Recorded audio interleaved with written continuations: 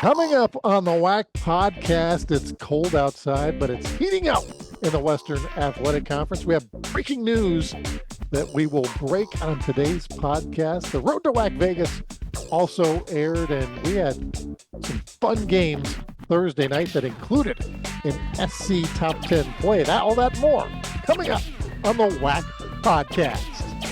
Dun, dun, dun. This WAC podcast is brought to you by our friends at University Credit Union, the official financial institution partner of the Western Athletic Conference. Cue the sirens. Pop the party poppers. Breaking news. The WAC is going linear for a few games. And we'll explain a little bit more. Eric, as you have the breaking news details for us. Yeah, so this is exciting news for the WAC. We have 5 additional games that are going to be on RSNs, as they say in the biz, the regional sports networks. Now, this will give additional coverage to 5 games, and this is part of what we're working for in the WAC, as much exposure as we can get as we try to strengthen the league and get our brand out there to as many people as possible. So there are 4 men's games, 1 women's game coming up in the next month. And I have an idea that Kendra Sheehan is actually going to be involved in many of these broadcasts on the air. So we're excited about it. So Space City Home Network will have some of the games in Texas, as well as Cox Communications out in the western part of the U.S. So excited to have this opportunity. Of course, fans can continue to watch games on ESPN Plus as well. But an exciting time for the WAC is we also have a game coming up next week that's going to be on ESPNU. We have some more news that'll be coming up officially, hopefully in the next week or two, regarding our tournament. So a lot to be excited about on the broadcast side of WAC basketball. Absolutely. Another chance for our great conference to be in front of more eyes. Very excited to hopefully be a part of those broadcasts. And you'll just have to stay tuned to find out more, is I guess all I have to say about that. Will be next Saturday. That's Stephen F. Austin hosting California Baptist. Kendra will be on the sidelines for that one. So you can see her in action, doing interviews with coaches and doing her sideline hits and prepping as she does like a champ for these games. But Stephen F. Austin, speaking of them, Thursday night had a big game against Seattle U, was the 6th highest rated game according to KenPom.com on the night. And there was like 40 games last night in the country. And they also had a SportsCenter top 10 play reach number 3 on the countdown. That is just absolutely insane. But if you saw the play, you would know why. Matt Heyman can absolutely fly. We had that it reminded me of Ahmed Olayinka, who we had that play that we said dunk on them. This was another big dunk on them. I mean, he gets up over a defender that's 4 or 5 inches taller than him. 4 probably. I'm not gonna give him 5. I don't know. Maybe it is. I'd have to check. Jumps, gets the ferocious dunk, and just, my goodness, SFA played lights out last night in order to come away with a big win, their 2nd win in a row. Outstanding game by the Lumberjacks. As you mentioned, Matt Heyman had a big game, and it went to overtime. 89-84 was the final. And SFA is a lot of fun to watch, so you're going to have a lot of fun, I know, at that game next Saturday at the Sawmill, and that's also a great place to watch a basketball game.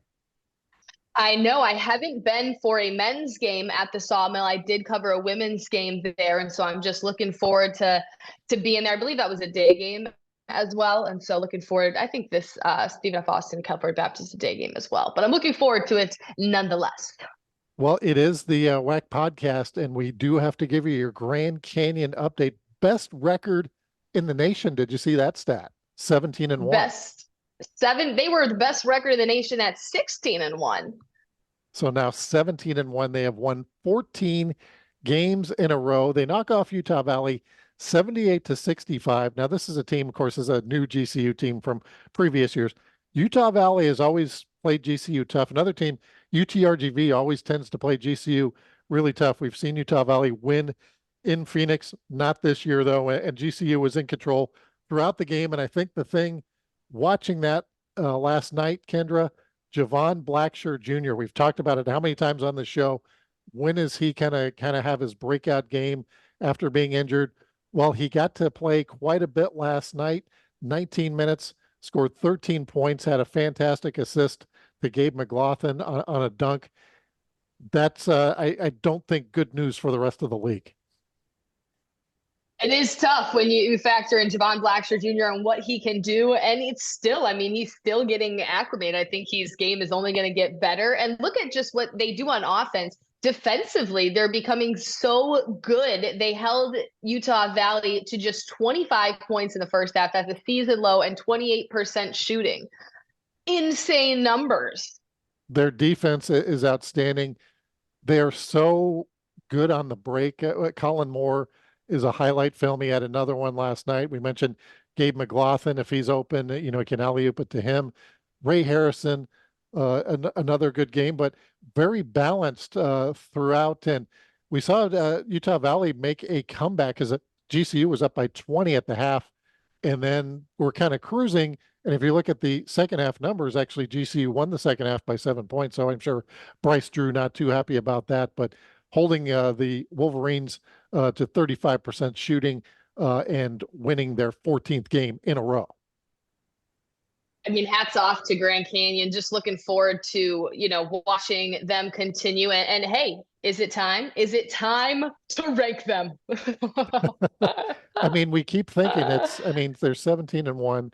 They have the wins over San Diego State. They beat San Francisco. Their one losses to South Carolina. I mean, so it's not Right. like they to a team that's not any good. So it's got to be coming, right? At some point. But we'll just have to keep our fingers crossed. Another big game last night. Southern Utah playing Utah Tech, always a big rivalry there. And the Thunderbirds getting their first win in WAC play on the season, winning 75-65.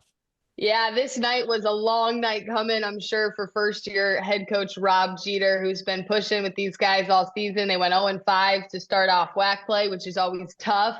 But then, for a rivalry game, you throw the records out the window. We talked with Utah Tech head coach J.D. Gustin, who was playing Southern Utah on the women's side. He said, it doesn't matter. Everything goes out the window. You got to come in and play.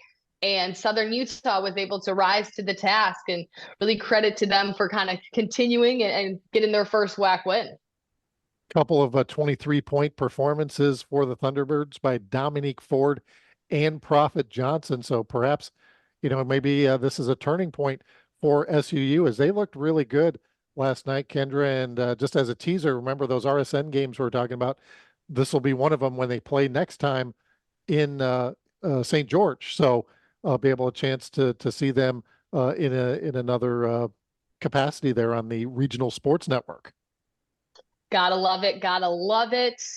But how about the Tarleton State Texans? How about them? How about them? They looked really good last night as they pick up a big time win at home against Abilene Christian. It was 79-71. And I know that you were watching that game closely. What did you see from it?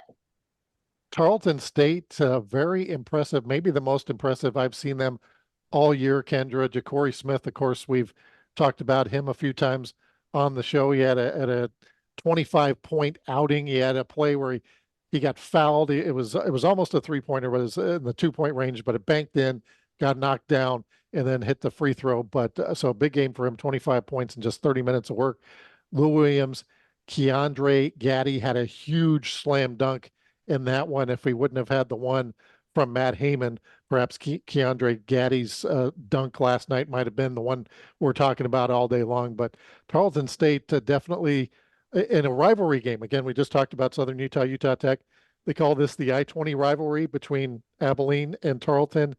And the Texans looked real good. They're now 11-6, 4-2 in the WAC. The Texans, and again, they're with that interim acting head coach, in Joseph Jones, and they just continue to roll. I'm really excited to see if they get a top spot, maybe potentially a bye in the tournament. Be really They were in interesting to see what position they for can do. that. Yeah, Kendra, with our resume seating system that we haven't really talked about too much here on the show recently. But of course, we started this last year, and the 8 teams, it goes by your conference record. That's how you get into the tournament. Once you're in, then you're seeded by the resume seeding system. That takes into account your entire season and how tough your non-conference was, and Ken Palm and Brian Thornton and Drew Spira all involved in that process. And right now, Tarleton are going into last night was the number 2 team. I assume they didn't drop since they beat Abilene, but showing that they are consistent throughout the year. And yeah, that's the big part is you get a bye all the way until Friday if you're the number 2 seed this year. So that is going to be big to see who between 2 and 3. You can make, of course, that argument, Kendra. We saw this a few years ago where Seattle U was the number 2 seed, didn't play until Friday. They wind up playing against a red hot Abilene Christian team that had won a couple of games, and then ACU wins and goes to the championship. But I'm sure everything being said, the coaches would much rather have that bye all the way till Friday. Yeah, I don't think anyone's going to be mad about a bye, but it does present that challenge because we have seen that a few times where, people come in, they have that bye and they just come out flat. So it's definitely something you got to prepare for. But I think everyone, obviously, like you mentioned, wants that bye going into the tournament. So in our next segment, or in our final segment of the day, we're going to play your interview with KT Turner earlier this week. Again, keeping in mind that it was shot before their game last night against UTRGV. And you asked him about Philip Russell, who had missed 3 games.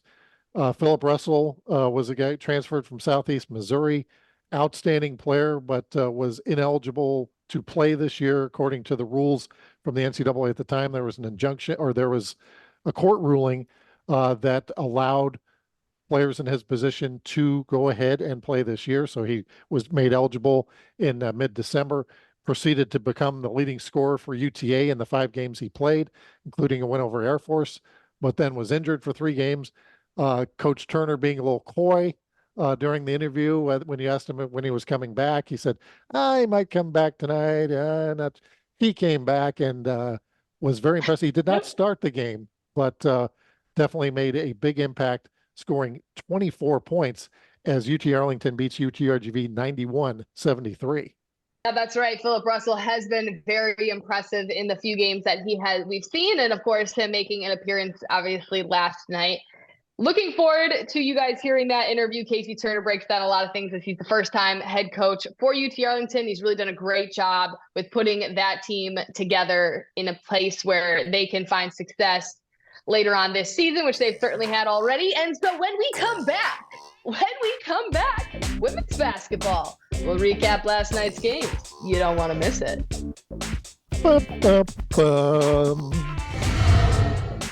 Welcome back to the WAC podcast. Eric Danner alongside Kendra Sheen. Actually, not alongside. She's on a Zoom. I'm on a Zoom. We're doing this on Fridays now for the time being with our schedules with the Road to WAC Vegas show, which debuted on Thursday. Fantastic, as always, Kendra. And we talked some women's hoops. And one of the things we talked about, actually, it was you talking about, it wasn't me. Grand Canyon undefeated in WAC play, despite having a couple of injuries. But like we saw on the men's side, where Philip Russell returned to the UTA lineup, GCU getting a return from Trinity San Antonio. She contributes 14 points as GCU beats Utah Valley 78-68. She wasn't the only one that returned. Grad guard Sid Palma saw the court for the first time. Now, she only played 3 minutes, so she was just getting back there, but really good sign that she's able to get back on the floor, has clearance to play in games. Tiara Brown also returned from injury. She logged 13 points, logged 13 minutes, scored 5 points. And then, yes, Trinity San Antonio. So they really had to go without a lot of their starters for a couple games, still managed to get the win. So, yeah, I mean, this was a team that's had to go pretty deep into their bench for the last couple of games without some of these starters and some of these impact players, and they still managed to get wins. This was a tough one. They were able to get it done. 7 straight for the Lopes. They're looking really, really good. Yeah, 7-0 in WAC play. And we saw Sydney Erickstrup really step up in the absence of Tierra Brown and Trinity San Antonio started the game last night. 7 points, so wasn't getting the scoring punch that she was getting perhaps before, but now probably a good problem to have if you're Molly Miller is you have a lot of players who can step in and score when needed. And also, I'm seeing that Nadia Evans not in the lineup last night. Nadia Evans was not in the lineup last night, so not sure whether that was just an injury, but yeah, so you lose you get a couple players back, but you lose another one. Obviously, never good to have injuries, but that is certainly what the season usually brings. But yeah, Molly Miller's got to be happy with the fact that she can, practices have got to be extremely competitive. I'm imagining at Grand Canyon with the number of high caliber players they got. So Utah Valley playing well. I know they would have preferred to have the dub, but they lose 78 to 68 and playing well as of late. Talia White, she had 23 points in the loss for Utah Valley, who really hung, tight against GCU. They're 1-6 in the conference now, 6-10 overall. So based on their records, you thought it might have been more of a spread, but in terms of how they played on the court, they were hanging with GCU. Yeah, Utah Valley is one of those teams that were just another complete roster overhaul. They started the season pretty slow, weren't really sure what to expect. Could this be a sign they've kind of found some? They have some pieces. So can Dan Nielsen get that squad going and get them tournament ready? We'll have to see. But you know who is tournament ready at this point? Nobody really, because nobody's clinched, and we're not doing that. Who is? um, can't say they're tournament ready, but a big win. We'll talk about it because it was our Thursday night big game of the week. It was Southern Utah at Utah Tech, the in-game state rivalry. Gotta love it. We talked to JD Gustin about the game, and he has never had a win against Southern Utah. The program hasn't. This was an exciting night. Southern or Utah Tech able to get the job done at 78-71 behind Macy Warren, who led all scores, 23 points. Of course, Brianna Gillen, preseason player of the year, added 20, and they get that win in Burns Arena. Yeah, we profiled the Warren twins on the road to WAC Vegas, and it's like they saw the episode and said, we better go play well tonight. 23 points for Macy, 17 for Maddie, as you mentioned, Brianna Gillen getting 20 points in the victory as Utah Tech now 3-3 in the WAC. They are 9-8 overall and in good position for a run to WAC Vegas. Southern Utah, the defending tournament champion, falls to 2-4 in the WAC. They are now 4-11. So that was a very big game in terms of, that now that Southern Utah is 2-4 and that Utah Tech is 3-3. You want to be on the at least 500. You don't want to fall too far below and hurt your chances of making the WAC tournament.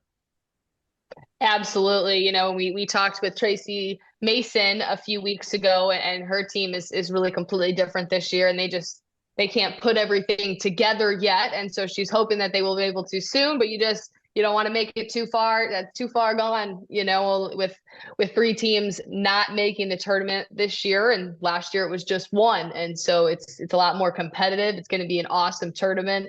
And Utah Tech, you talk to JD Gustin. JD Gustin is a guy that doesn't like to be satisfied. And I don't say that he's always pushing for more. I asked him, like, what's going well? And he was like, I'm really not happy with a lot of things. I think here's how great we're playing, but this is how great we can be. He's always looking forward. He's a forward thinker.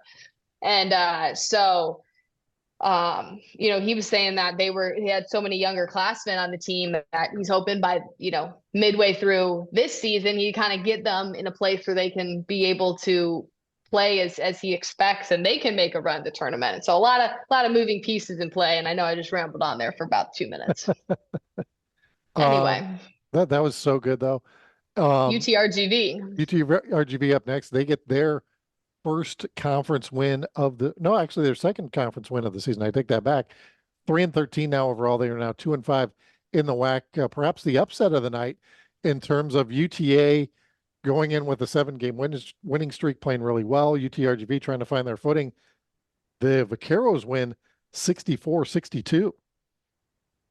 Yeah, how about Cade Hackerat, who led the Vaqueros, her third double-double of the season, 15 points, 11 rebounds. Of course, Charlotte O'Keefe, the sophomore, 8 points, 12 rebounds as well.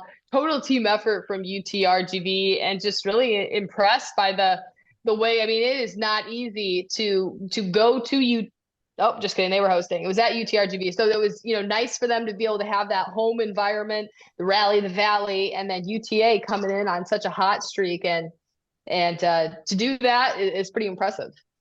Yeah, and that's the thing about conference basketball, especially this time of year. You're going to have these games where the teams know each other so well, and they start playing well. And even with that, the week before UTRGV losing at Utah Valley, there were signs of hope for Lane Lord, and they come through and win this one for the Vaqueros. Coming up next, we have, or not coming up next, next game on the lineup here. Abilene Christian beating Tarleton State 73-51 in Abilene. Again, rivalry game. Julie Goodenough's team has the ability to play really well at times. They are now 8-7, 4-2 in the WAC, and kind of a sneaky team to keep an eye on. Yeah, absolutely. I think you can never count out Julie Goodenough's team. They've had success in WAC Vegas. Other years they haven't had so much success, and their team is always just really exciting to watch play. And here it was their really fast start. They jumped out to 20-11 lead in the first quarter. Coach Goodenough mentioning that that's something that we emphasize in practice. And they had three threes in the first 3 minutes of play to go out to a 15-2 lead. And so if you're Tarleton, then you're just playing on your heels. You're the whole time trying to make up that deficit. Maybe you're not getting into a rhythm. You're not feeling comfortable because you're down by such a high margin so early. So just credit to Abilene Christian for getting this team going and looking to move into the upper part of the bracket as well. Bella Earl with 12 points, 12 rebounds, 6 assists. Meredith Mays, the freshman, getting the start, 9 points, 9 rebounds. Also played well last week, and is getting more of an opportunity due to some injuries on the Wildcats team. So again, if they get some players back, maybe they'll be looking to have this problem, as we called it, with Molly Miller having so many options. Not a problem, actually. It's a blessing to have all these different options when you're a coach. So hats off to Abilene Christian winning that one 73-51. About Stephen F. Austin, Lady Jacks defeats Seattle U. It was a big 82-66 win. Stephen F. Austin is another team that 6-1 in the WAC right now. They're right there. They're a big contender and just went in and put together a big dominant performance over Seattle U, who's still kind of getting their footing. 1-6 right now in the WAC. And so also, sometimes you see a team go in, with such a high record, and then they don't bring the energy or intensity. It becomes such a close matchup. I think I credit the Lady Jacks for bringing the intensity and playing hard. It was really close in the first quarter. Obviously, it was tied up 15-15, but to be able to, come away in the end, despite a big Seattle Surge comeback, trying to put together more points in the fourth quarter. Yeah, big game for SFA, and then they will have Saturday off. Seattle U will travel to Grand Canyon. Tough assignment there. California Baptist did not play last night. They will host Southern Utah. Tarleton State against UTRGV. Abilene Christian now traveling to UTA, and then Utah Valley at Utah Tech. So Utah Tech getting an opportunity to host both of their in-state rivals back to back.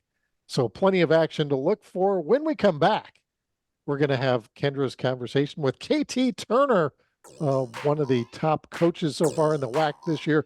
And he talks about what it's like to be a first-year head coach next on the WAC podcast. Dun, dun, dun.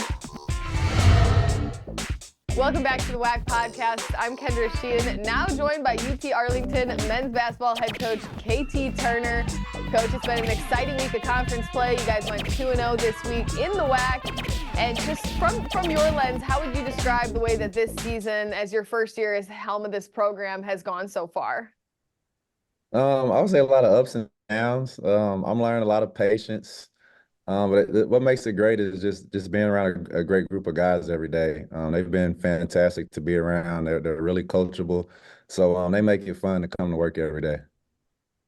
What's been one of the biggest surprises or something you've had to adjust to in this head coaching role of this team that maybe you didn't expect coming into the role?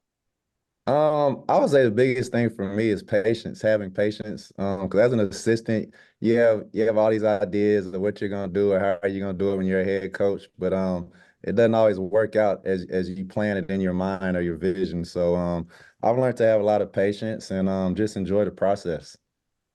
When you came in at your initial press conference, when you were announced the head coach of the program, you said you want to win and you want to win right away. You already have 8 wins on the season. What's been key for you to taking this group and turning it into a team that's capable of going out there and getting in the win column every night? I would say our culture, just doing things how we do them and playing together. Just getting the group to be together and be team oriented. And they're really buying into that concept. So I think that's helped us out a lot. One of the other things that I remember from that presser is that you said that this team was going to play defense. UTA was going to play defense. You took on Utah Valley this past week and you held the Wolverines to 31% from the floor. What do you like about the way that this team has bought into your defensive style? We started off the season really guarding, and then we kind of got away from it. And I mean, after the Stephen F. Austin game, they really gave it to us. So as soon as we got back to town, that next day, we that's all we did was defense for about 4 days, and it's partly on me, but we just had to get better at it. But it's something that we preach every day, and it's the way we have to win games. Despite not having your leading scorer, you have multiple guys going off in double figures this past week. What do you like about the way that this team has been able to distribute the basketball and kind of share it to a bunch of playmakers on the floor? Well, we talk about we want to share the ball. We talk about that all the time. And we have guys that just we have we can go 12, 13 deep and anybody can step up at any given night. So that's what I love about this team. Like I said, we have a lot of guys that can step up. What went into building this culture that has helped you guys kind of have that winning mentality and go 3-3 so far in the WAC and give yourself a chance to compete and play in the postseason? We try to build relationships. Our staff, we do a lot with the team. We talk to them a lot outside of the court. So I really believe that helps team chemistry, building relationships and things like that. So we do a lot of those type of things.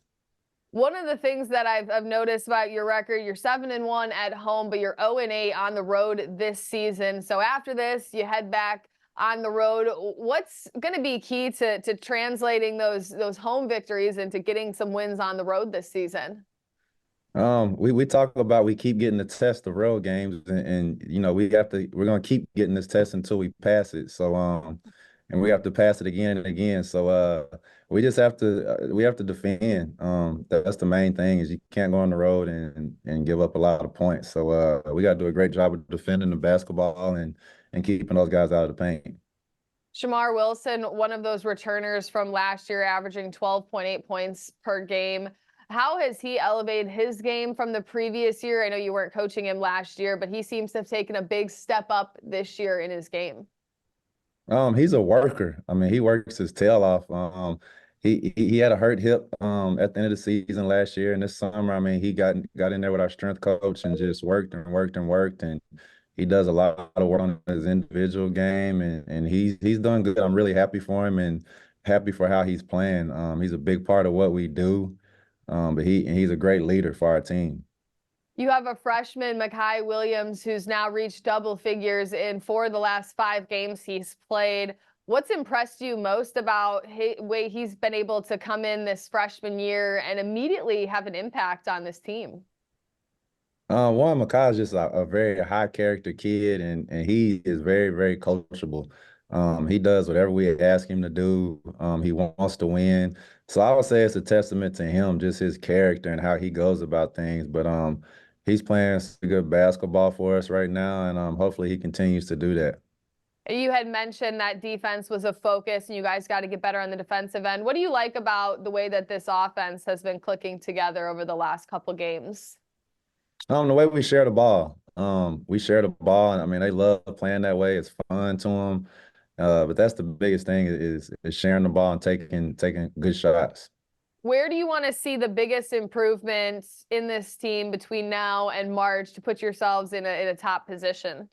I would say rebounding. We got to get better rebounding basketball. Like again, we were really good at it at the beginning of the season, and we got to get back to it. We slipped a little bit in that area. Lastly, kind of this is, your first year at the helm of this program, and so you always want to take a step back and enjoy the moment. And so over this course of this first year, what's been kind of some of your favorite moments that have highlighted in your brain of like, this was awesome, this is why I do this, and something Every special that win. maybe we don't know? I would say every single win we've had is a highlight because the losses are hard to sleep. I'll tell you that much. But I would say all our wins. I'm every single win. I don't care who it's against. They're hard to get, so I'm happy. Awesome. Well, Coach, we wish you the best of luck as you take on UTRGV this Thursday, 7 p.m. Central Time on ESPN+. That's KT Turner, head men's basketball coach at UT Arlington. Thanks so much for listening to the WAC Podcast. Thanks for listening to the WAC Podcast. Make sure to follow us on Facebook, Instagram, Twitter, and YouTube. And check out our website at wacsports.com.